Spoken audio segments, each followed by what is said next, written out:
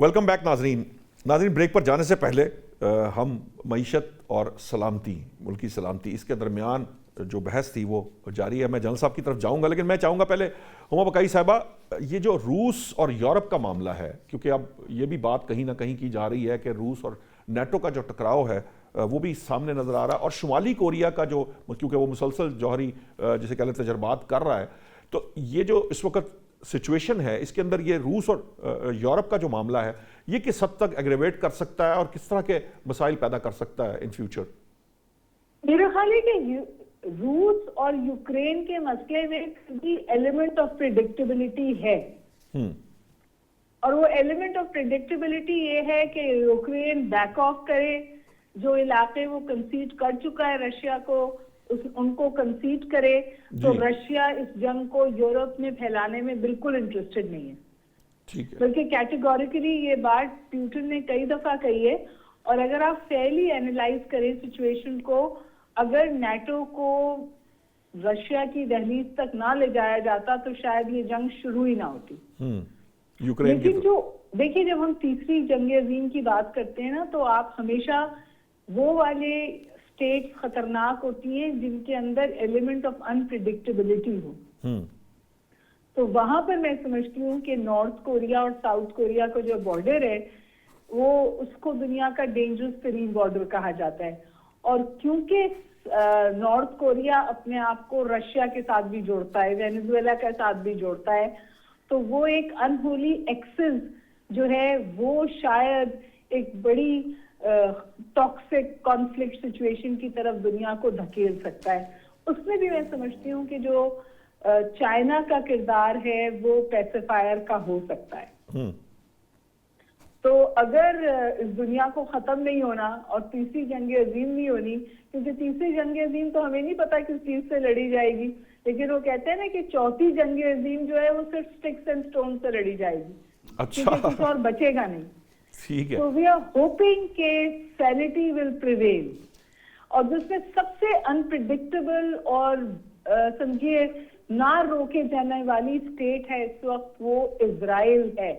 اور اسی لیے آپ دیکھ رہے ہیں کہ تل اویو میں بھی مظاہرے ہو رہے ہیں، اور امریکہ کبھی 50 سالوں میں اتنا اینٹائی اسرائیلی ملک نہیں تھا جتنا کہ وہ اس وقت ہے.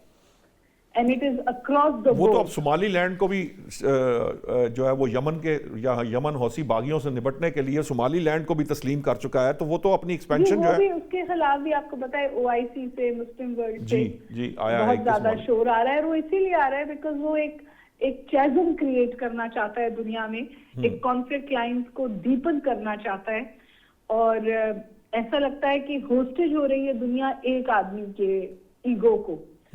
یہی چیزیں ٹریگر کرتی ہیں ایسے کانفلکٹس جو پھر ہاتھ سے نکل جاتے ہیں. جنرل صاحب، اب میں آپ کی طرف دوبارہ واپس آؤں گا. سوال میں پھر وہ آپ کو دہراتا ہوں، معیشت یا سلامتی، قومی سلامتی، یہ ایک ضرور اس پہلو پہ روشنی ڈال دیجیے گا کہ پرائرٹی کیا رہتی ہے ہر حال کے اندر، کیونکہ کمپرومائزز کے ساتھ چلتے چلتے ہم نے بہت سے مسائل جو ہیں وہ اپنے لیے پیدا بھی کیے. اگر ہم بہت کلیئرٹی کے ساتھ ٹرانسپیرنٹ ہو کر انیشیلی بہت سی چیزوں کو اگر ہمارے اندر یہ ویژن ہوتا، ہم اس کو سمجھتے، ہم ان کانفلکٹس کا حصہ نہ بنتے جو کہ ایکچولی ہمارے کانفلکٹس نہیں تھے، تو ہم شاید بہت سی چیزوں سے بچ سکتے تھے. لیکن ماضی کی خیر بات الگ ہے. اب جو اس وقت آپ کو لگتا ہے کہ جو اس وقت ہماری قیادت ہے یا فوجی قیادت ہے، وہ آپ سمجھتے ہیں کہ ان کی ڈائریکشن ٹھیک ہے، اور یہ جو افغانستان کو ڈیل کرنے والا معاملہ ہے، یہ جو معیشت اور سلامتی کے درمیان آپ کہاں کمپیئر کرتے ہیں؟ پھر میں دوسرے موضوع کی طرف بھی آؤں گا. جی بہت شکریہ. میں ایک چھوٹی سی بات کروں جو ہم بقائی بھی بات کریں، آپ نے مجھ سے بھی شروع میں پوچھا تھا کہ میں یہ کیوں کہہ رہا ہوں کہ بڑی جنگ عظیم کے خطرات نہیں ہیں. اس کی وجہ یہ ہے کہ اس وقت جو ویپنری ہے، جو ویپنز آف میس ڈسٹرکشن ہے، وہ اتنے زیادہ ڈسٹرکٹیو ہیں کہ بہت ہی کوئی بیوقوفانہ ذہن جو ہے وہ کھلی جنگ کی طرف جا سکتا ہے بڑے بڑے ملکوں کے درمیان. تو یہ بھی ایک فیکٹر ہے. لیکن اس کے اندر ایک چیز ہے کہ چونکہ ایٹم بم کو استعمال کیے ہوئے بہت عرصہ گزر گیا ہے، تو ہو سکتا ہے کہ جو انسانیت کا ذہن ہے اس پہ اس کے اثرات تھوڑے کم ہو گئے ہوں. وہ جو جتنا شدید وہ نقصان کر سکتا ہے اس کا اندازہ اس بات کو میں یہ چھوڑتا ہوں. آپ نے بڑا اہم بات کی ہے. دیکھیں بات یہ ہے کہ میرے اپنے اندازے میں، یہ میں خود نہیں کہہ رہا، یہ اور بھی لوگ کہتے ہیں کہ معیشت، سیاست اور اسٹریٹجی جس میں امن امان وغیرہ بھی ہوتا ہے، یہ ایسے نہیں ہے ہو سکتا کہ ان میں جائیں اور باقیوں کو چھوڑ دیں، یہ آپس میں گندے ہوئے ہیں. جی جی مطلب یہ کہ مثال کے طور پہ اگر آپ کی فارن پالیسی اچھی نہیں ہے تو آپ کی معیشت بھی اچھی نہیں ہو سکتی. اب اس کی تفصیل میں مجھے جانے کی ضرورت نہیں، آپ سمجھتے ہیں. جی جی اگر آپ کی انٹرنل کنسالیڈیشن اچھی نہیں ہے تو آپ کی اسٹریٹجی بھی اچھی نہیں ہو سکتی، آپ کی اکانومی بھی اچھی نہیں ہو سکتی. تو یہ تینوں چیزیں آپس میں گندی ہوئی ہیں. تو یہ نہیں کہا جا سکتا کہ جی ہم اگر ہاں اپرچونٹی کی بات، جیسے ابھی مئی میں بنیاد المرصوص کے بعد ایک بڑی اپرچونٹی پیدا ہوئی اور ہونا یہ چاہیے تھا اور ہوا بھی کہ بڑی حد تک کہ اس کے اثرات ہمارے اکانومی پہ پڑنے چاہیے تھے. ہمیں بڑی سرعت کے ساتھ اپنے معاملات سیدھے کرنے چاہیے. کچھ ہم نے کر لیے، کچھ ہم نہیں کر پائے. تو جہاں تک آپ پالیسی کی بات کریں، دیکھیں پہلی بات تو یہ کہ میں ہمیشہ کہا کرتا ہوں کہ افواج پاکستان کے بغیر اس ملک کا دفاع کوئی نہیں کر سکتا. جی جی ساتھ ہی میں یہ کہا کرتا ہوں کہ عوام کی کثیر تعداد کو سائیڈ لائن کر کے آپ کا ملک ترقی بھی نہیں کر سکتا. بہت ضروری ہے. اب یہ کیسے ہو، یہ تو سیاستدان کہ ہمارا جو قبلہ بنتا ہے یا ہماری ڈائریکشن جو قدرتی بنتی ہے وہ مشرق کی طرف ہے. وہ چین ہے، وہ روس ہے، وہ سینٹرل ایشین کنٹریز ہیں، وہ ترکی ہے، افغانستان ہے، ایران ہے. اگر اس کے علاوہ بھی ہم اپنے ہی بکھیڑوں میں اتنے پڑے ہوئے ہیں، کسی اور جگہ چھلانگ لگا دینا کہ جیسے مڈل ایسٹ میں کوئی ایسا کام کرنا جہاں پر ہم جا کے کہیں پھنس جائیں، یا دور دراز علاقوں میں نائجیریا اور لیبیا، وہاں جا کے کسی ایک فیکشن کے ساتھ آپ کھڑے ہو جائیں جبکہ اس کے دور رہتا ہے. آپ کو کیا پتا کہ کل کون جیتے گا، اور آپ کسی ایک کے ساتھ اپنی پنگیں بڑھانا شروع کر دیں. یہ بہت خطرناک کام ہے. لوگوں کو اپنا کام کرنے دیں. آپ جو ملکوں کے سطح پر باتیں ہوتی ہیں اس میں آپ گروہوں کے ساتھ تعلقات نہیں پیدا کرتے، کبھی بھی نہیں کرنے چاہیے. تو یہ میرا خیال ہے کہ ہمیں مڈل ایسٹ سے دور رہنا چاہیے. جہاں جہاں سول وار ہو رہی ہے وہاں سے بھی دور رہنا چاہیے. ہمیں اپنے مسائل حل کرنے چاہیے. انٹرنلی ہمیں کنسالیڈیٹ کرنا چاہیے اور یہ دیکھنا چاہیے کہ ہماری جو بیلنس ہے بٹوین ویسٹ اینڈ ایسٹ، کیا یہ واقعی بیلنس ہے یا ہم کسی طرف ٹلٹ ہو رہے ہیں. اگر بیلنس کرنے میں کامیاب ہو جائے تو بہت اچھی ٹھیک. آپ کا بات ہے. پوائنٹ آ گیا. میں چاہوں گا صرف ایک ضرور یہ بات ضرور ہمیں بتائیے کہ جو کل افغان وزیر داخلہ کا بیان آیا ہے مذاکرات کی، انہوں نے تھوڑا سا اشارہ بھی دیا ہے. آپ کو لگتا ہے کہ وہاں پر یہ جو ہمارا موقف ہے کہ یہ جو پاکستان میں دراندازی ہو رہی ہے بطور پراکسی جو ہے افغانستان وہ بھارت کی لڑ رہا ہے، کیا اس سے وہ باز آ جائیں گے؟ یہ دیکھیں بات یہ ہے کہ اس میں یہ تو جھٹلانے کی جو کوشش کر رہے ہیں تو ناکام کوشش ہے نا. یہ صرف ہم تو نہیں کہہ رہے نا. یا تو ہوتا نا یہ صرف پاکستان کا موقف ہوتا، پھر ہم کہتے ہیں جی پاکستان نے کوئی اپنا الگ سے موقف قائم کیا ہوا ہے. وہ تو تاجکستان تک پہنچ گئے. تاجکستان بھی اب شکایت کر رہا ہے. لیکن باقی ملکوں کی شکایتیں کم ہیں، ہماری زیادہ ہیں. تو میرا اپنا خیال یہ کہ میں ہمیشہ یہ کہا کرتا ہوں کہ جو بھی ہندوستان کے ساتھ تعلقات پیدا کرے اس کو پیدا کرنے دیں تاکہ وہ ان کو بھگت لے. پہلے چین بھگت چکا ہے بہت پہلے. ہندوستان اور چینی بھائی بھائی ہوتے تھے. روس نے بھی کسی حد تک بھگتا ہے، ابھی امریکہ بھی بھگت رہا ہے. تو افغانستان کو بھی بھگت لینے دیں. کچھ عرصے کے بعد وہ واپس آئیں گے. وہ مسلمانوں کے ساتھ زیادہ آرام سے رہ سکتے ہیں، اور جو کچھ مسلمانوں کے ساتھ بھارت کر رہا ہے جب وہ دیکھیں گے ان کو ساری سمجھ آ جائے گی. تو میرا خیال ہے کہ بہت بڑی تعداد ایسا ایسا پیدا ہو رہی ہے افغانستان میں جو یہ دیکھ رہی ہے کہ پاکستان کے ساتھ تعلقات اتنے خراب کرنے کے بعد جتنے ابھی ہوئے ہیں ان کو کتنا نقصان ہو رہا ہے، کتنے گھاٹے میں جا رہے ہیں. کیونکہ ہمیں بھی کچھ گھاٹا ہو رہا ہے لیکن ان کو اس چیز کا احساس ہو رہا ہے. تو میں آپ کو میرا اپنا یقین ہے کہ آنے والے چند مہینوں میں یہ پاکستان اور افغانستان کے تعلقات بہتری کی طرف چل پڑیں گے. جی اقبال صاحب، میں جو امپورٹنٹ ایریا ہے یہ جو آپ معیشت کی بات کرتے ہیں، بہت زیادہ نقصان کی بات ابھی کی ہے. ویسے 1% کا صرف نقصان کی بات ہو رہی ہے، یہاں ہوا ہے. نقصان بہرحال نقصان ہوتا ہے، میں یہ نہیں کہہ رہا. لیکن جو افغان طالبان کی جو عبوری حکومت ہے اس کا سٹانس جو ہے صرف پاکستان نہیں، ایران بھی ہے، تاجکستان بھی ہے، دیگر ممالک بھی ہیں جو اس معاملے سے جو ہے وہ پریشان ہیں اور اس کی اب اوپن بات کر رہے ہیں. تاجکستان نے بھی بہت اوپن بات کی ہے.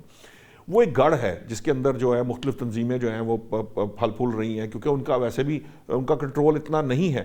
لیکن جو یہ جنرل صاحب نے بات کی ہے کہ وہاں جو اینٹی وائسز ہیں، یہ جو افغان عبوری حکومت کی ہے، وہ اب ریز ہو رہی ہیں. آپ کو لگتا ہے کہ یہ اوور کم کر پائیں گی؟ پہلی بات. دوسری بات یہ ہے کہ وہاں کے لوگ یہ بہرحال تو دیکھ رہے ہوں گے نا کہ کل تک آپ مجسمے توڑتے تھے، آج آپ کہتے ہیں ہم مندر بنا دیں گے. اور ادھر سے پاکستان کے ساتھ کانفلکٹ شروع ہوتا ہے اور آپ جا کے بھارت کی گود میں بیٹھ جاتے ہیں. تو یہ جو پالیسی ہے یہ افغان طالبان کو کس طرف لے کے جائے گی؟ دیکھیں ساری دنیا ماڈریٹ کی طرف جا رہی ہے، یعنی وہ ریجیڈیٹی سے لوگ نکل رہے ہیں. جو نئی جنریشن ہے، جس طرح آپ کہہ سکتے ہیں کہ دنیا کا ایکسیس جو ہے نا، وہ یہ جو انٹرنیٹ نے دی دی ہے نا، وہ دنیا کو دیکھتے ہیں جہاں ان سے بالکل ڈفرینٹ دنیا ہے. کمپیئر کرنے بڑا آسانی ہے. یہ اگر ایک لوگوں کو کسی نے چینج لائی ہے. اچھا صورت یہ ہے کہ اگر جس طرح ہم دیکھ بھی رہے ہیں، جنرل صاحب اور آپ بھی فرما رہے ہیں کہ ملک کو شدید خطرات ہیں جنگ کے اور ہمیں کیا کرنا ہے. آپ کے جنگ کے دوران تو کئی دفعہ آپ کہہ سکتے ہیں کہ بھی شیر اور بکری بھی بیچارے کٹھے ٹھہر ہی جاتے ہیں، یا کوئی اوپر جانور بھی کوئی سانپ لگا لیں وہ بھی کٹھے بیٹھتے ہیں. یہ آپ دیکھیں جانور ہیں کہ ذرا وقت یہ گزر جائے تو پھر ہم آپس میں حساب کتاب کر لیں گے. پہلی بات تو یہ ہے کہ ہمیں اس سلسلے میں سوچنا بڑا ضروری ہے کہ بھئی ہم نے کیا کرنا ہے. کہ پہلے تو امن قائم کرنا ہے، انصاف قائم کرنا ہے، اور اس جو ملک میں ہرارکی ہے، دوسرے کے ساتھ محاذ آئی بلکہ جنگ ہے، اس کو نارملائز کرنا ہے. باقی رہے کہ پیسے ہمیں چاہیے، جو ہم ببل اکانومی کی بات کرتے ہیں. آپ دیکھیں کہ اسٹیٹ بینک کی جو اسٹیٹمنٹ ہے، ہم عام طور پر اسٹاک ایکسچینج کو آگے لے کے آ جاتے ہیں. یہ اسٹاک ایکسچینج نیمنگ کے پچھلے دنوں فیس بک کے اوپر اسی بھائی صاحب کا فوٹو بار بار ہے جنہوں نے سارا کوئی خرید لیا ہے. وہ ہر بندے کو ٹچ کر رہے تھے کہ اب 100 روپے تو 100 روپے دے دیتا، اسے 200 روپے دے دے. وہ پی ایس ایل کا بھی ٹیم خریدنے کی بات بھی ہو رہی ہے، وہی اس نے لے لیا نا. اب اس پر بھی دیکھیں کویسچن ہے کہ پوری دنیا میں ہم اس لیول پر ہیں کہ جب پوری دنیا میں ہم لیڈ کر رہے تھے ہمارا فلیگ، تو ہم کہاں پہنچے؟ جہاں چوہان لائی آ کے کراچی حبیب بینک پلازا کے نیچے کھڑے ہو گئے ایوب خان کے دور میں، اوپر دیکھ رہے ہیں کہ اتنی بڑی بلڈنگ. اس سے بھی چھوڑیں گجرانوالہ کا جو ریلوے اسٹیشن کے اوپر پل بنا ہوا ہے، جب ہم نے بنایا شنگھائی میں کوئی پل نہیں تھا، پڑھ لیں. اچھا خیر اس کو آگے چلتے ہیں کہ ہم کہاں سے کہاں پہنچے اور کن لوگوں نے پہنچایا یا کیسے ہوا. ہمیں ان کی بات کرتے رہنا چاہیے، ہمیں سپورٹ بلا وجہ نہیں. اچھا ہم دیکھ رہے ہیں کہ پیسہ بچانا ہے. پھر ان پروڈکٹیو انویسٹمنٹ جو ہے، انڈسٹری بند ہو چکی، بے روزگاری پھیل چکی، انصاف نہیں ہے، لیکن پیسہ بھی تو بچایا جا سکتا ہے. یعنی آپ دیکھیں کہ اگر ہم معمولی ٹریفک پر ہمیں 11 بلین روپے کا ٹارگٹ دیا ہے آرڈیننس سے پہلے، اب یہ شاید ڈبل ہے. آج 1 کروڑ میرے پاس لکھا ہوا ہے، 1 کروڑ لاہور کی بعد 1.5 کروڑ ہوگی. تو یہ سرکاری ڈیٹا ہے کہ 1 کروڑ 25 لاکھ بندیوں کا چلان ہوا ہے. ہاں یہ پہلے کا ہے، یہ تو ابھی تو رقم بھی اس سے کافی زیادہ مطلب کہنے کا یہ کہ ہم اس طرف کیا کر رہے ہیں، لوگوں کو زچ کر رہے ہیں جو بیچارے. دوسرے نمبر پر مجھے بتائیے قانون پر عمل درآمد آپ کا بہترین یعنی آپ کا خواہش بھی ہے اور رائے بھی ٹھیک ہے کہ پہلے ہمیں دشمن کا مقابلہ کرنے کے لیے باقی ساری چیزوں کو چھوڑ دینا چاہیے، ذرا تکلیف بھی برداشت کر لینا چاہیے.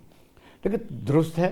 لیکن آپ دیکھیں کہ اس وقت جو آپ ویسٹ مینجمنٹ ہے، آپ کو شاید پتہ ہی ہو کہ ہمارے پاس کارپوریشن موجود ہے. لوکل گورنمنٹ کا سسٹم ہم ریوائز نہیں، اس کو ریسٹور نہیں کر رہے. جو آلریڈی سرکاری ملازم تنخواہیں لے رہے ہیں ان کو تھوڑا سا بوسٹ اپ کیا جا سکتا تھا. اب 200 ارب کے نزدیک، یہ پڑھ لیں بے شک، 200 ارب کے نزدیک ویسٹ مینجمنٹ کا ٹھیکہ ہے. جی. اچھا مجھے بتائیے وہ کیوں دے رہے ہیں؟ ٹھیک ہے صفائی ہو رہی ہے، جب ہم کہتے ہیں کہ جنگ ہے تو صفائی بھی ہو جائے گی، ہمیں پیسے پہلے بچانے ہیں. ہم نئے کوئی منصوبہ ایسا کاسمیٹک نہیں لگاتے کہ وہ بھی پیسے بچا لیتے ہیں تاکہ جنگ ہے. ہمیں لوگوں کی روزی روٹی پر بات کرنی چاہیے کہ جنگ ہے کہ روٹی تو دیتے رہیں. وجہ یہ کہ ہم کسی فیلڈ میں کوئی اگر کام کر رہے ہیں. اور آخری میں تو یہ سمجھتا ہوں کہ یہ جو جس کو آپ میں تو بوجھ سمجھتا ہوں کہ چاروں صوبائی حکومتوں نے اور فیڈرل گورنمنٹ لڑنا ہی ہے، تو وائی ناٹ ایک ایسا سسٹم کی طرف ہم کیوں نہیں جاتے، ان سے جان چھڑاتے کہ تاکہ ہمیں ایسا کچھ اس سسٹم کی طرف جانا چاہیے کہ پیسے تو کم سے کم بچیں. آپ نے 1170 گاڑیاں ایف بی آر کو دی، وہ ٹارگٹ 800 روپے نیچے لے گیا. مجھے بتائیے، مجھے ذرا وقت کی قلت ہے، میں چاہوں گا بس شارٹ سا ایک کمنٹ دے دیجیے. کیا پاکستان بھارت جنگ ہو سکتی ہے آپ جو حالات میں؟ نہیں ہو سکتی. آپ کے لودھی صاحب آپ بھی، میں آپ سے بھی چاہوں گا ایک شارٹ سا کمنٹ دیجیے کہ کیا پاک بھارت جنگ ہو سکتی ہے؟ جی دیکھیں کھلی جنگ، روایتی جنگ نہیں ہو سکتی. جو جنگ ہو رہی ہے یہی جاری رہے گی.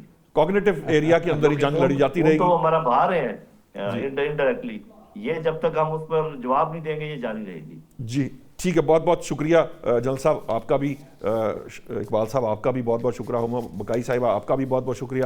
ناظرین میں ذاتی طور پر جو پسند کرتا ہوں وہ یہ بحث نہیں ہے کہ ہم نے ماضی میں کیا کھویا، ماضی میں ہم نے کیا کیا کہ ہم اس حال کو پہنچے. میری دلچسپی جو ہے وہ اس بات میں ہے کہ اب یہاں سے ہم آگے کس طرف جا سکتے ہیں، اور وہی وہ ایریا ہے جس پر ہمیں فوکس رکھنا چاہیے، کیونکہ ماضی کو یا لکیر پیٹنے سے کچھ حاصل نہیں ہوتا. ہمیں باہر تک جس حال میں بھی ہیں یہاں سے آگے بڑھنا ہے اور آگے بڑھ کر اقوام عالم میں اپنا نام پیدا کرنا ہے. اب تک کے لیے مجھے اجازت دیجیے، اتنا ہی. جو کل انشاءاللہ نئے موضوعات کے ساتھ دوبارہ حاضر ہوں گے. اللہ نگہبان.